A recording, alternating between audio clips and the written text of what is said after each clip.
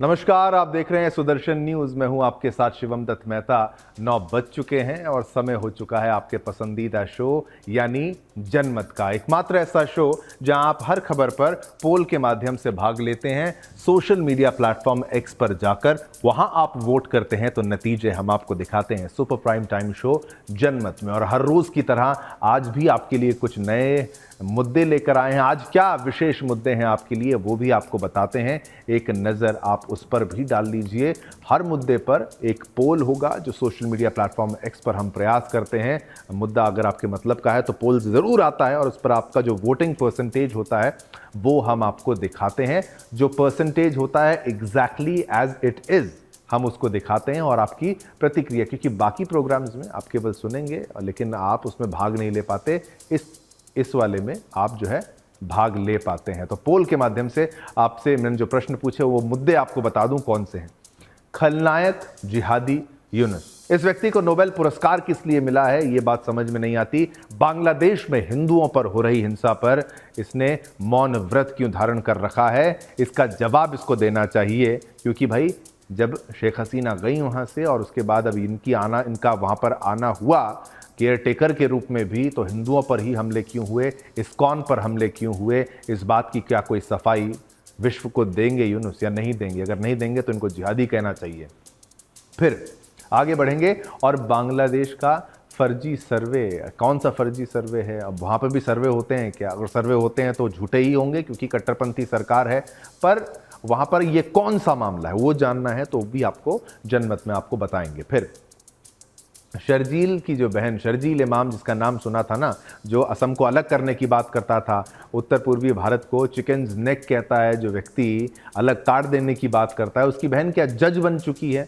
बात तो ये सामने आ रही, खबर आ रही है और लोगों में बहुत उत्साह है, लेकिन इसका विश्लेषण भी करना ज़रूरी है। खबर आपके मतलब की है, रोचक है, विचित्र है, लेकिन जानने का प्रयास आपको ज़रूर करना चाहिए।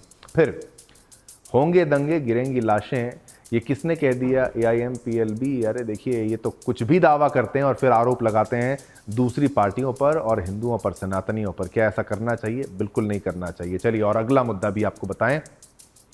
अमीर खा गए पेंशन, कैसे अमीर खा गए पेंशन ये आपको आज हम बताएंगे। कैसे अमीरों ने पेंशन का पैसा खाया जिनके पास लग्जरी गाड़ियां हैं। ठीक है, ये मुद्दे थे जो फ्लोर ग्राफिक्स के माध्यम से मैंने आपको बताए। पहला मुद्दा अब बांग्लादेश का। प्रधानमंत्री शेख हसीना के तख्ता पलट के बाद बांग्लादेश में अल्पसंख्यक हिंदुओं का नरसंहार जारी है। हत्या और बलात्कार की घटनाएं बढ़ गई हैं, मंदिरों का विध्वंस किया जा रहा है। जिहादी एवं चरमपंथियों द्वारा किए जा रहे इस कृत्य को मोहम्मद यूनुस की सरकार और सेना का समर्थन प्राप्त है। जुमे की नमाज के बाद हिंसक इस्लामिक भीड़ ने फिर हिंदुओं और मंदिरों को निशाना बनाया है।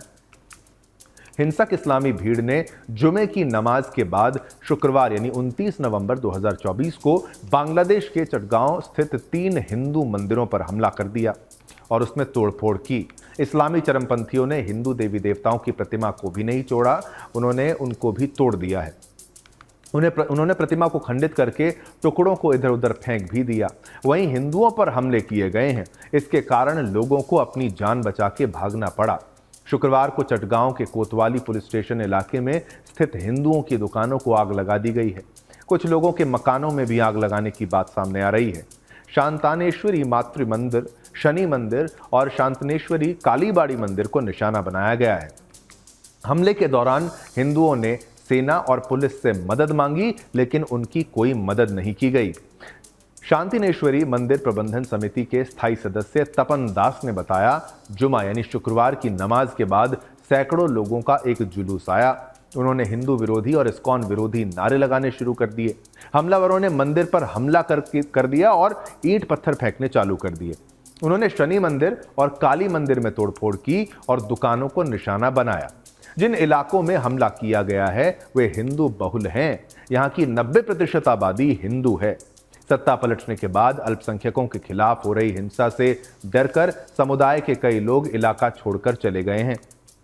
शेख हसीना के नेतृत्व वाली अवामी लीग सरकार के तख्ता पलट के बाद बांग्लादेश में अब तक 200 से अधिक हिंदू मंदिरों को निशाना बनाते हुए देवी देवताओं को अपवित्र कर रही है, किया गया है उनके द्वारा।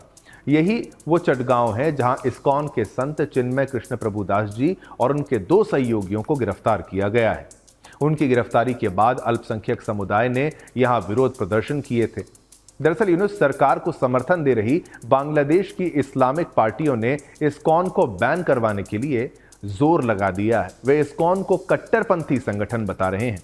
बांग्लादेश की कट्टरपंथी सरकार ने चिन्मय कृष्ण प्रभुदास जी की जमानत याचिका को खारिज कर दिया है। इतना ही नहीं, बांग्लादेश सरकार ने चिन्मय कृष्ण प्रभुदास जी सहित उनकी धार्मिक संस्था से जुड़े 17 लोगों के बैंक खातों को फ्रीज कर दिया है। इन खातों से लेन देन पर 30 दिन के लिए रोक लगाने का आदेश है। इस्लामी मुल्क में हिंदू संत पर देशद्रोह का मुकदमा यहां पर दर्ज किया गया है और ये सेव बांग्लादेशी हिंदूज जो नारे वहां के लोग लगा रहे हैं, ये आपको भी सुनना है, आपको भी उनकी हक की लड़ाई लड़नी है, वरना आने वाली पीढ़ी कहेगी कि आपने कुछ नहीं किया और आप आने वाली पीढ़ी को मुंह नहीं दिखा पाएंगे, आईना तक ना देख पाएंगे। और सोचिए, ये वो बांग्लादेश है जहां पर ये जो कट्टरपंथी भीड़ ये कभी हिंदू हुआ करती थी। बगल का मुल्क पाकिस्तान, वहां पर भी हिंदू हुआ करते थे। फिर जैसे जैसे ये मज़हब इन्होंने बदला और सोच इन्होंने बदली और अब तो सरकार बदल गई है। शेख हसीना को हटा के कट्टरपंथी सरकार वहाँ पर आ गई है। नोबेल प्राइज़ विजेता मोहम्मद यूनुस वहाँ पर काबिज है, लेकिन किस बात का उसको शांति का पुरस्कार जो मिला है वो सोचने वाली बात है। चलिए, खबर हमने आपको बताई। अब इसी खबर पर पोल के माध्यम से प्रश्न भी हमने आपसे पूछा है। हर खबर पर पोल के माध्यम से एक प्रश्न हम पूछते हैं और इसमें हमने आपसे पूछा कि हिंदुओं के अत्याचार के पीछे यूनुस हैं क्या? क्योंकि भाई जब गलती कहीं होती है देश में, राज्य में, तो जिम्मेदारी वहाँ के शीर्ष नेतृत्व की होती है। तो शीर्ष नेतृत्व में कौन है? यूनुस ही है। तो उसके पीछे यूनुस हैं। 97% लोग इस बात से सहमत हैं, 3% लोग असहमत हैं, 97% लोग इससे सहमत हैं।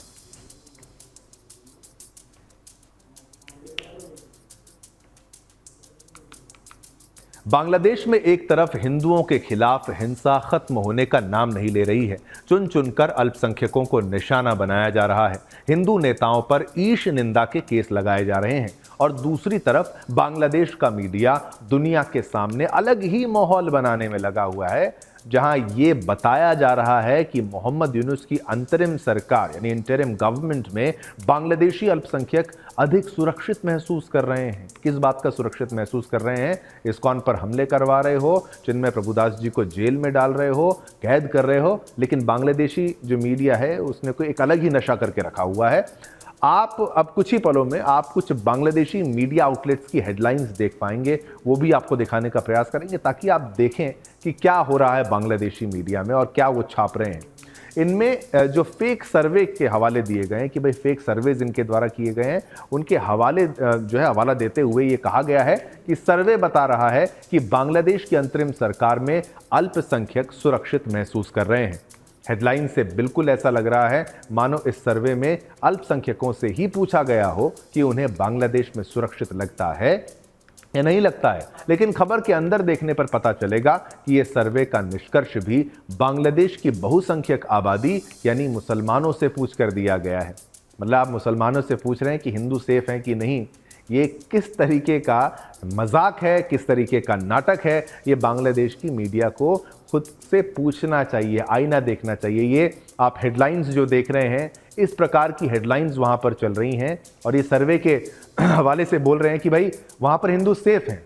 बांग्लादेश का कोई भी चैनल हो, सबने अपनी रिपोर्ट में किए गए फेक सर्वेज का, सर्वेक्षण का हवाला देते हुए बताया है कि बांग्लादेश में अधिकांश लोग मानते हैं कि अंतरिम सरकार धार्मिक और जातीय अल्पसंख्यकों को पिछले आवामी लीग सरकार की तुलना में अधिक सुरक्षा प्रदान कर रही है।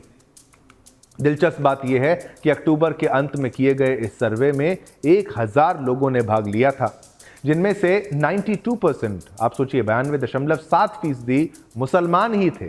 तो कौन से आपने हिंदुओं का सर्वे कर लिया यहाँ पर? सोचिए, अल्पसंख्यकों की स्थिति के बारे में मुसलमानों से पूछा गया कि अल्पसंख्यक उनके देश में कैसा महसूस करते हैं। नतीजे आए कि 64.1% का ये मानना है कि वर्तमान अंतरिम सरकार अल्पसंख्यकों की सुरक्षा को बढ़ा रही है।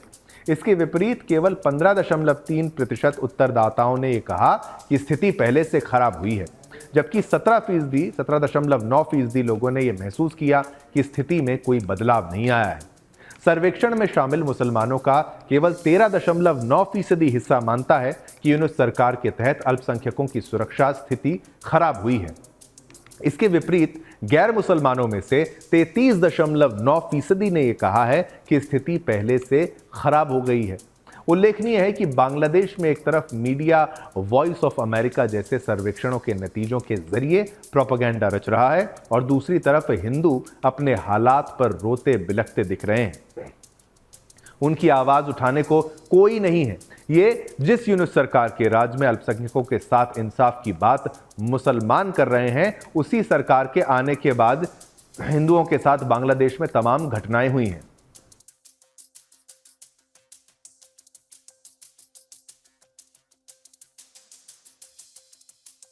इस्लामी कट्टरपंथियों ने न केवल उनके घरों को जलाया, उनके सामने उनके सामान को लूटा, बल्कि उनकी महिलाओं से उनके सामने बदसलूकी की है।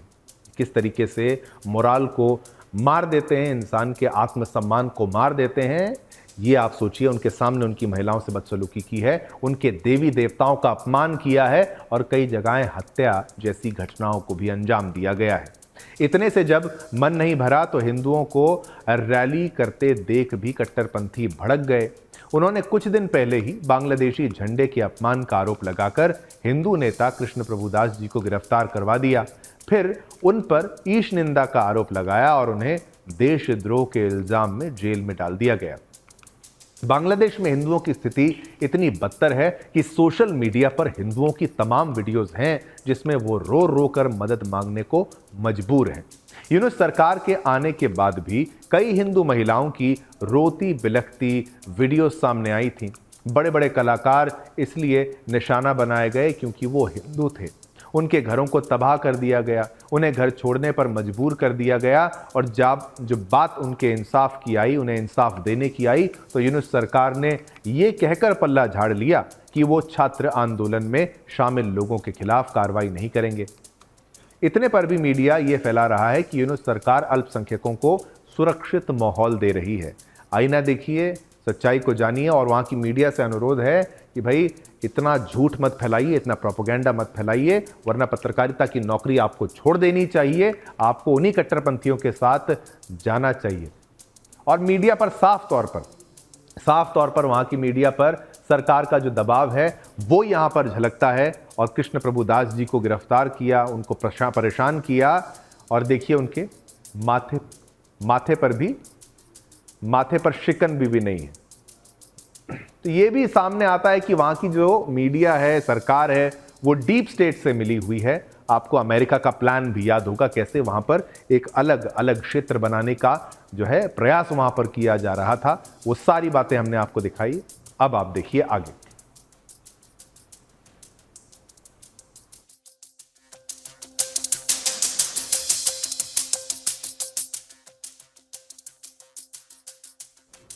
तो बांग्लादेश की सरकार जो है वो डीप स्टेट से मिली हुई है, इस बात का अंदेशा हमेशा से ही था। और ये कट्टरपंथी जिस तरीके से आक्रमण कर रहे हैं, इनको संरक्षण जिस तरीके से मिल रहा था, शेख हसीना एक ऐसी बफर थी जिन्होंने रोक के रखा हुआ था अमेरिका और ऐसे तमाम देशों को वहाँ पर हस्तक्षेप ना करने पर। लेकिन जब से वो गई तो बांग्लादेश के हालात ऐसे हो गए और हिंदू वहाँ पर निशाने पर हैं। और डोनाल्ड ट्रंप की जब सरकार आएगी, जब वो एक्टिव हो जाएंगे, एक्टिवली प्रेसिडेंट हो जाएंगे, तब हम आशा करते हैं कि भाई तब जवाब दिया जाएगा और अच्छा जवाब दिया जाएगा। इसी खबर पर पोल के माध्यम से हमने प्रश्न जो पूछा वो भी आपको बता दें। हिंदुओं की आवाज दबा रही है बांग्लादेश की मीडिया। हाँ बोलने वाले हैं 96%, दबा रहा है वहां का मीडिया 96-96% हाँ, 4% ना।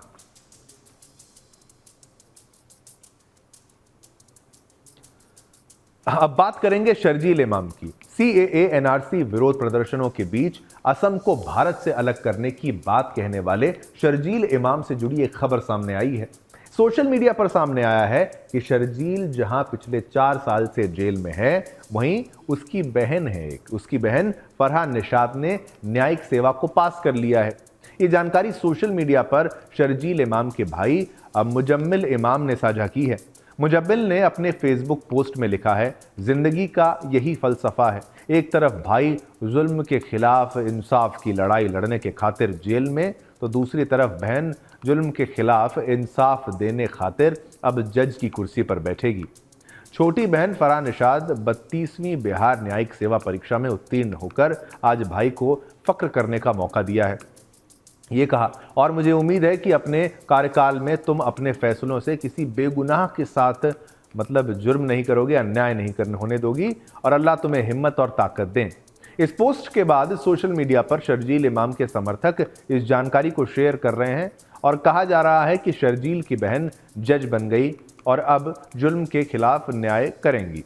पोस्ट के मुताबिक हमने जब बीपीएससी की वेबसाइट पर इस परीक्षा के नतीजे चेक किए तो लिस्ट में पिछड़े वर्ग की श्रेणी में आप ये जान लीजिए कि भाई 1,24,570 रोल नंबर पर फराह निशाद का नाम मिला है। ये लड़की शर्जील इमाम की ही बहन है। इसकी हम आधिकारिक पुष्टि नहीं कर पाए हैं, लेकिन सोशल मीडिया पर और मीडिया रिपोर्ट्स में यही दावा है कि यही फराह निशाद शर्जील की बहन है।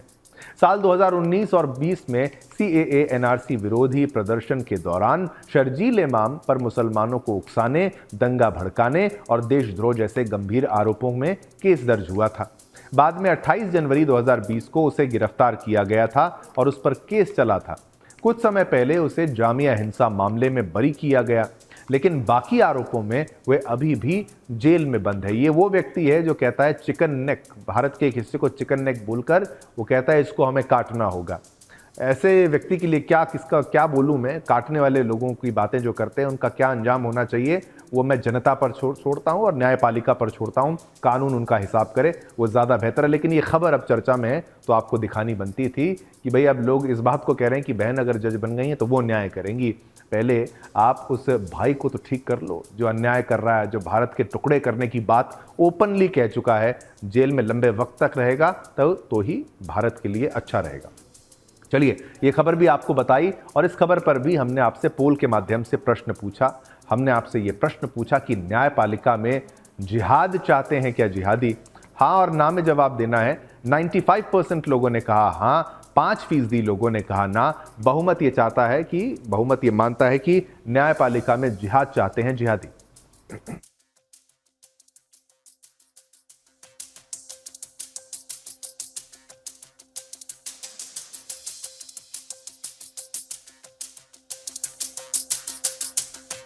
पोल के माध्यम से हमने आपसे एक प्रश्न पूछा। अब चलते हैं आगे, अगली खबर का भी रुख करते हैं।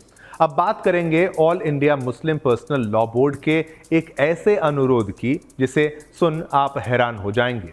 दरअसल AIMPLB personal law board, all India Muslim personal law board ने गुरुवार 28 नवंबर को सुप्रीम कोर्ट को एक पत्र भेजा है। इसमें मुस्लिम बोर्ड ने सर्वोच्च न्यायालय से अनुरोध किया कि देश की निचली अदालतों को मस्जिदों से संबंधित याचिकाओं पर सुनवाई नहीं करने का निर्देश दे।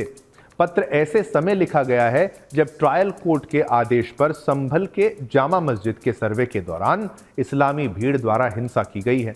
मुस्लिम पर्सनल लॉ बोर्ड ने अपने पत्र में साल 1991 के उपासना स्थल 1991 प्लेसेस ऑफ वर्शिप एक्ट 1991 के उपासना स्थल अधिनियम प्लेसेस ऑफ वर्शिप एक्ट का हवाला दिया है। इसमें वाराणसी के ज्ञानवापी मस्जिद, मथुरा की शाही ईदगाह, धार के भोजशाला मस्जिद, लखनऊ की टीले वाली मस्जिद और संभल की शाही जामा मस्जिद और अजमेर के मोइनुद्दीन चिश्ती की दरगाह जैसी याचिकाओं पर विचार नहीं करने का अनुरोध किया गया है। अब इनसे पूछा जाना चाहिए कि क्या किया जाना चाहिए और फिर ये कहते हैं देश संविधान से चलेगा। इस इस्लामी संस्था ने अपने पत्र में आगे लिखा है कि डॉक्टर SQR इलियास AIMPLB के राष्ट्रीय प्रवक्ता ने भारत के मुख्य न्यायाधीश से इस मामले में तत्काल स्वतः संज्ञान लेते हुए कार्रवाई करने और निचली अदालतों को किसी भी अन्य विवाद के लिए दरवाजे खोलने से परहेज करने का निर्देश देने की अपील की है। पत्र में चेतावनी देते हुए कहा गया है कि संसद द्वारा पारित इस कानून उपासना स्थल या धार्मिक स्थल अधिनियम 1991 को सख्ती से लागू करना केंद्र और राज्य सरकारों दोनों की जिम्मेदारी है। ऐसा ना करने पर पूरे देश में विस्फोटक स्थिति पैदा हो सकती है जिसके लिए सुप्रीम कोर्ट और केंद्र सरकार जिम्मेदार होंगे। तो ये सुप्रीम कोर्ट को ये धमकी दे रहे हैं, एक तरीके से केंद्र को धमकी दे रहे हैं कि अगर आपने ऐसा नहीं किया तो आप जिम्मेदार होंगे, आगे जो कुछ होगा। भाई आप सुप्रीम कोर्ट को धमकी दे सकते हो क्या? सरकार को आप धमकी दे सकते हो क्या? केंद्र को? तो ये सुप्रीम कोर्ट को भी समझना चाहिए, सरकार शायद समझ रही है। अब एक तरह से all India Muslim personal law board ने कहा है कि अगर निचली अदालतों द्वारा मस्जिदों के सर्वे को मंजूरी दी जाती है तो संभल में हुई हिंसा की तरह दूसरी जगह भी हिंसा भड़क सकती है। हालांकि आपको हम बता दें कि मुस्लिम भीड़ ने तब भी दंगे किए हैं जब आप सोचिए, खुद हाईकोर्ट ने इस्लामी मजहबी किताबों से संबंधित याचिकाओं पर विचार किया। उदाहरण के तौर पर साल 1985 की कलकत्ता कुरान याचिका इसका ज्वलंत उदाहरण है। अधिवक्ता चांदमल चोपड़ा और शीतल सिंह ने 29 मार्च 1985 को भारतीय संविधान के अनुच्छेद 226 के तहत एक आवेदन दायर किया था। इसमें कलकत्ता हाई कोर्ट से सरकार को इस्लाम की मजहबी किताब यानी कुरान की हर प्रति को जब्त करने का निर्देश देने का अनुरोध किया गया था। उन्होंने कहा कि कुरान की आयतों में काफिर यानी गैर मुसलमानों के खिलाफ हिंसा का आह्वान किया गया है। याचिका में तर्क दिया गया था कि कुरान की प्रत्येक जो प्रति है, प्रति दंड प्रक्रिया जो संहिता CRPC की धारा 95 कुछ प्रकाशनों को जब्त घोषित करने की शक्ति और भारतीय दंड संहिता IPC की धारा 153A धार्मिक आधार पर विभिन्न समूहों के बीच दुश्मनी को बढ़ावा देना और 295A धार्मिक भावनाओं को ठेस पहुंचाने के इरादे से जानबूझकर और दुर्भावनापूर्ण कृत्य के तहत जब्त करने योग्य है। याचिका में तर्क दिया गया कि मुस्लिम अब तक कानून का दुरुपयोग करके इस्लाम की आलोचना करने वाली किताबों पर प्रतिबंध लगाते रहे हैं। बता दें कि यूपी शिया सेंट्रल वक्फ बोर्ड के पूर्व अध्यक्ष सैयद वसीम रिजवी ने भी कुरान की 26 आयतों को हटाने के लिए सुप्रीम कोर्ट में याचिका दायर की थी। हालांकि सुप्रीम कोर्ट ने याचिका खारिज करते हुए रिजवी पर 50,000 रुपए का जुर्माना लगा दिया था। खैर, चांदमल चोपड़ा और शीतल सिंह द्वारा दायर याचिका सुनवाई के लिए शुरू में कलकत्ता हाईकोर्ट के न्यायमूर्ति खस्तगीर जे के समक्ष आया था। हालांकि आज की तरह उम्मीद से उलट उस विद्वान न्यायाधीश ने आवेदन को खारिज करने के बजाय उस पर विचार किया। उन्होंने प्रतिवादी पक्षों को नोटिस भी जारी किया। इसके बाद जो हुआ वह बेहद भयानक है। इस याचिका के विरोध में पश्चिम बंगाल की तत्कालीन सत्ताधारी पार्टी भारतीय कम्युनिस्ट पार्टी, मार्क्सवादी, जमाते इस्लामी और कलकत्ता केरल मुस्लिम एसोसिएशन ने हथियार उठा लिए। आंदोलन को मजबूत करने के लिए एक कुरान रक्षा समिति की स्थापना। जब कुरान में कुछ चीज़ों को लेकर उसको चेक करने के लिए, प्रतियों को जब्त करने के लिए कलकत्ता में याचिका लगाई गई थी, तो पश्चिम बंगाल की, और देखिए उसके विरोध में भयानक कैसे वहां पर हो गया था, विरोध में पश्चिम बंगाल की तत्कालीन सत्ताधारी पार्टी भारतीय कम्युनिस्ट पार्टी, मार्क्सवादी, जमाते इस्लामी और कलकत्ता के केरल मुस्लिम एसोसिएशन ने हथियार उठा लिए थे। आप एक यहीं पे कैमरा को रोकते हैं, आप फिर से मैं आपको बताता हूं। समिति की स्थापना हुई थी किसकी? कुरान रक्षा समिति की स्थापना की गई थी। CPIM के नेतृत्व वाली बंगाल सरकार ने दावा किया कि यह याचिका दुर्भावनापूर्ण इरादे से दायर की गई है।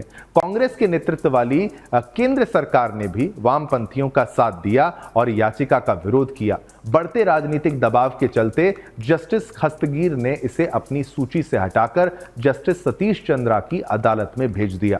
राज्य के महाधिवक्ता SK आचार्य की सलाह पर मामला जस्टिस विमल चंद्र बसाक की पीठ को सौंप दिया गया और उन्होंने 17 मई 1985 को इस याचिका को खारिज कर दिया।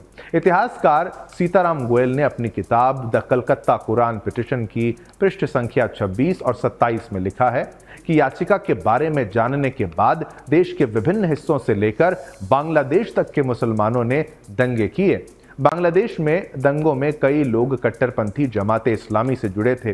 इन चरमपंथियों ने सरकारी संपत्ति को आग लगा दिया और मिसाइलें भी फेंकी गई हैं। आप सोचिए, चैपल नवाबगंज शहर में झड़प के दौरान पुलिस को आत्मरक्षा में गोली चलानी पड़ी। इस गोलीबारी में 12 लोगों की मौत हुई थी और 100 से अधिक लोग घायल हो गए थे। इसके एक दिन बाद जमाते इस्लामी की 20,000 की भीड़ ने राजधानी ढाका में हिंसक विरोध प्रदर्शन किया। यहां तक कि भारतीय उच्चायोग के कार्यालय पर घात लगाकर हमला करने की भी कोशिश की गई। भारत के राज्य झारखंड की राजधानी रांची में मुसलमानों ने काले झंडे और बैनर लेकर विरोध मार्च निकाला।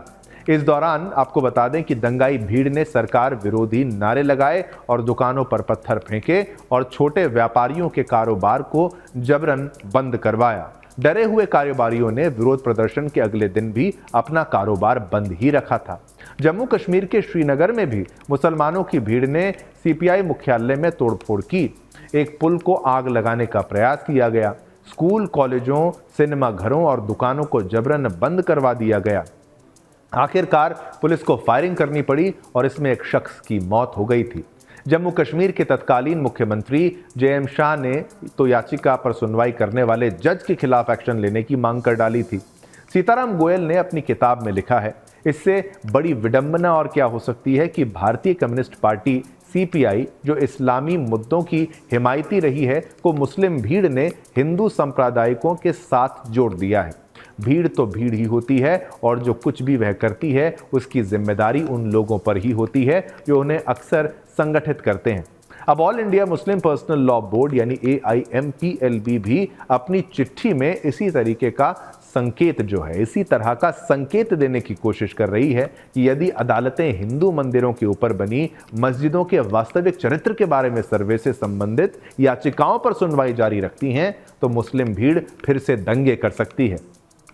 संभल में इसकी बानगी पूरे देश ने नहीं, दुनिया भर ने देखी है और ये धमकियां अब नहीं चलने वाली। देश संविधान से चलेगा, कानून से चलेगा और सर्वे अगर कराया जाएगा तो कोर्ट के आदेश पर कराया जाएगा, उसके बाद रोना नहीं चाहिए। चलिए, ये भी खबर हमने आपको बताई और इस पर भी पोल के माध्यम से हमने आपसे जो प्रश्न पूछा वो भी आपको बता देते हैं। All India Muslim personal law board AIMPLB की बात पर गौर करेगा हाई कोर्ट? यस और नो? सुप्रीम कोर्ट करेगा नहीं तो हाँ नहीं बोला है 93% लोगों ने, जो बिल्कुल सही है।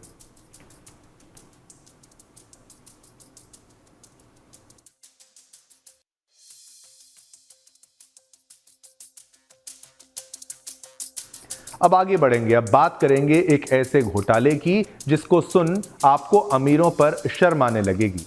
केरल में एक बड़ा घोटाला सामने आया है। यहाँ के वित्त विभाग के ऑडिट में सरकार द्वारा दी जाने वाली समाज कल्याण पेंशन में घपला पाया गया है। इस ऑडिट में ऐसी बातें सामने आई हैं जिसने सबके होश उड़ा दिए हैं। बड़ी संख्या में सरकारी कर्मचारी और उनके परिवार के सदस्य इस पेंशन योजना का लाभ उठाते हुए पाए गए हैं, जबकि ये योजना केवल गरीब और वंचित वर्गों के लिए बनाई गई थी। ये मामला राज्य प्रशासन और सामाजिक कल्याण विभाग के लिए चिंता का विषय बन गया है। सरकार अब दोषियों के खिलाफ कड़ी कार्रवाई की तैयारी कर रही है। दरअसल केरल वित्त विभाग के ऑडिट में खुलासा हुआ है कि BMW कार के मालिक, सोचिए BMW कार के मालिक और तो और AC वाले घरों में रहने वाले सरकारी कर्मचारियों ने अवैध तरीके से सामाजिक सुरक्षा पेंशन उठाई है। सामाजिक सुरक्षा पेंशन BMW वाले और साथ ही साथ जिनके घरों में AC है, AC का बिल भर पाएंगे गरीब क्या, वो भी ले रहे हैं वो पेंशन, झूठे गरीब जो बने हुए हैं। इस घोटाले का पर्दाफाश तब हुआ जब सामाजिक सुरक्षा पेंशन योजना के लाभार्थियों का डेटा डिजिटल सिस्टम से क्रॉस चेक किया गया। सरकारी कर्मचारियों और उनके परिवार के सदस्यों का नाम लाभार्थियों की सूची में पाया गया। जांच में पता चला कि पेंशन के लिए पात्रता दिखाने के लिए झूठे दस्तावेजों का उपयोग किया गया है।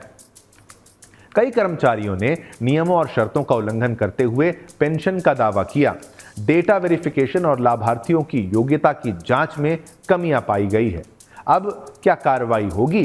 केरल सरकार ने इस घोटाले को रोकने और जिम्मेदार लोगों को सजा दिलाने के लिए सख्त कदम उठाने की घोषणा की है। जिन कर्मचारियों ने अवैध रूप से पेंशन का लाभ उठाया है उनसे राशि की वसूली की जाएगी। वहीं दोषी कर्मचारियों के खिलाफ विभागीय जांच शुरू होगी और उनके खिलाफ अनुशासनात्मक कार्रवाई की जाएगी। साथ ही फर्जी दस्तावेजों का उपयोग करने वालों के खिलाफ कानूनी कार्रवाई की जाएगी। भविष्य में ऐसी घटनाओं को रोकने के लिए लाभार्थियों के चयन प्रक्रिया को और सख्त बनाया जाएगा। योजनाओं में पारदर्शिता लाने के लिए डिजिटल ट्रैकिंग और आधार लिंकिंग को अनिवार्य किया जाएगा। क्या है सामाजिक सुरक्षा पेंशन योजना? आप ये भी समझ लीजिए। सामाजिक सुरक्षा पेंशन योजना केरल सरकार ने गरीबों के लिए शुरुआत की थी। इसकी सरकार बुजुर्ग, विधवाओं, विकलांगों और BPL श्रेणी के 62 लाख लोगों को हर महीने ये पेंशन देती है। सामाजिक सुरक्षा पेंशन योजना के तहत हर महीने इनको 1600 रुपए दिए जाते हैं और वो 1600 रुपए जा रहे थे BMW गाड़ी वालों के पास, यानी लग्जरी गाड़ी वालों के पास, और साथ ही साथ उन लोगों के पास जिनको इसकी आवश्यकता नहीं थी।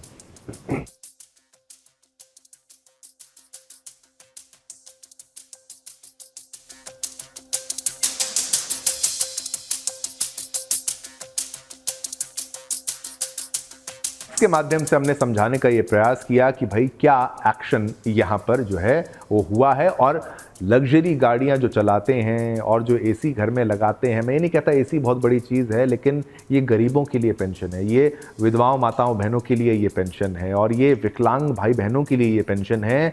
और ये पैसा कहाँ से आता है? सरकार के पास टैक्स का पैसा आता है, आपका हमारा टैक्स का दिया हुआ पैसा इन जो चोर हैं इनके पास जा रहा था। इसको रोका गया है, जो पकड़ में आया। तो सोचिए कितनी लीकेज होती है सिस्टम में, जिसको पकड़ना बेहद ज़रूरी है, ताकि आप और हम जो मेहनत कर रहे हैं अपने परिवार को पालने के लिए और जो उसका टैक्स भरते हैं मेहनत करके, उसका पैसा जो सरकार को अच्छे कामों में लगाना है उसका अधिकार है। लेकिन अगर वो पैसा ऐसे लग्जरी गाड़ी वाले फर्जी दस्तावेज बनाकर इस्तेमाल करेंगे, एसी लगाने वाले इस्तेमाल करेंगे, सरकारी कर्मचारी इस्तेमाल करेंगे, तो उनको ऐसी सज़ा दी जानी चाहिए कि आने वाली पीढ़ियां भी याद रखें उनकी।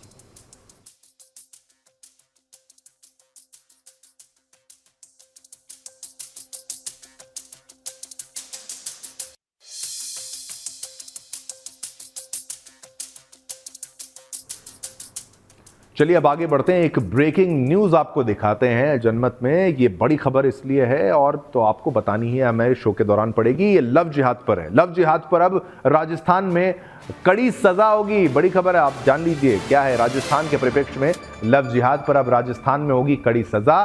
धर्म परिवर्तन पर भी सजा का प्रावधान है। ये लीजिए, ये सुदर्शन राजस्थान की तरफ से, हमारे ब्यूरो की तरफ से ये खबर सामने आई है। 3 चरणों में होगा सजा का प्रावधान। भजनलाल सरकार की कैबिनेट मीटिंग में यह प्रस्ताव पारित किया गया है। आपको बता दें, धर्म परिवर्तन पर अब राजस्थान में भी सख्त सजा होगी। 3 चरणों में होगा सजा का प्रावधान। राजस्थान में लगातार बढ़ रहे लव जिहाद और धर्म परिवर्तन के मामलों को अब कानून के दायरे में लाने की तैयारी है। देश के बाकी राज्यों की तरह अब राजस्थान में एंटी लव जिहाद और धर्म परिवर्तन कानून लाए जाएंगे। दरअसल राजस्थान में लव जिहाद और गैर कानूनी धर्म परिवर्तन रोकने के लिए Rajasthan provision of unlawful conversion of religion bill 2004 पेश करने की तैयारी है। शनिवार को कैबिनेट बैठक में इसे मंजूरी दी गई है।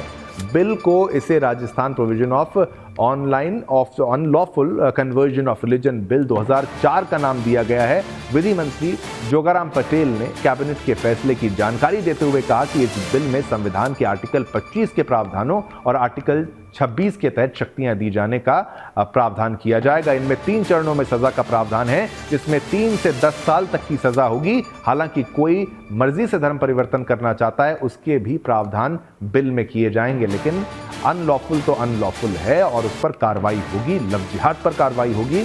और ऐसे ही धर्म बदल लिए जाते हैं जो कभी लालच में, कभी लोभ में, कभी दबाव में, तो उस पर भी यहाँ पर लगाम लगेगी। सुदर्शन राजस्थान की ऑनलाइन पोर्टल पर भी आप इसको, यूट्यूब पर भी आप इसको देख सकते हैं, डिजिटल प्लेटफॉर्म्स पर देख सकते हैं। ये बड़ी खबर राजस्थान के परिप्रेक्ष्य में आपके टेलीविजन स्क्रीन पर।